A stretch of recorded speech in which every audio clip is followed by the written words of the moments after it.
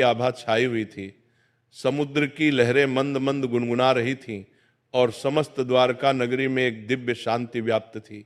उसी समय देवर्षि नारद जी नारायण नारायण का नाम जपते हुए द्वारका नगरी में पधारे।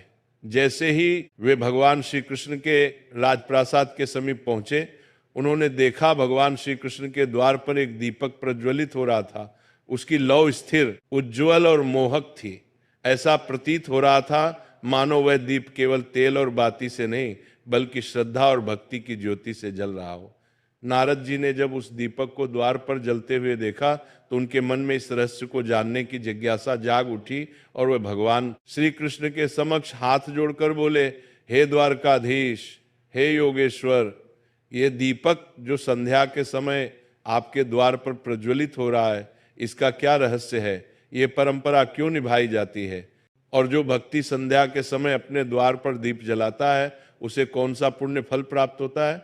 नारद जी द्वारा पूछने पर भगवान श्री कृष्ण मंद मुस्कान के साथ बोले, हे देवर्षि नारद, तुम्हारा ये प्रश्न अत्यंत उत्तम और लोक कल्याणकारी है। संध्या का दीप केवल प्रकाश नहीं है, ये अज्ञान के अंधकार को मिटाने वाली ब्रह्म ज्योति है।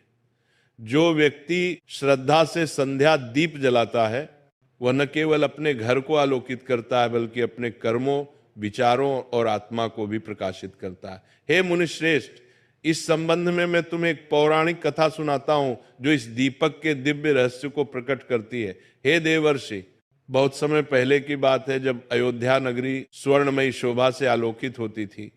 उस पवित्र नगरी में धर्म, सत्य और मर्यादा का वास था। मार्गों पर वेद मंत्रों की मधुर गूंज सुनाई देती थी और हर आंगन से पूजा की ध्वनि वातावरण को पवित्र बनाती थी।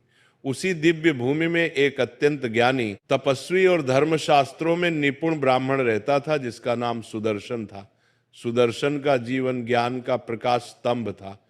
उसने वेद, उपनिषद, स्मृतियां, आरण्यक और ब्रह्म सूत्र का गहन अध्ययन किया था। धर्मशास्त्र के प्रत्येक सूक्ष्म नियम की उसे पूरी जानकारी थी।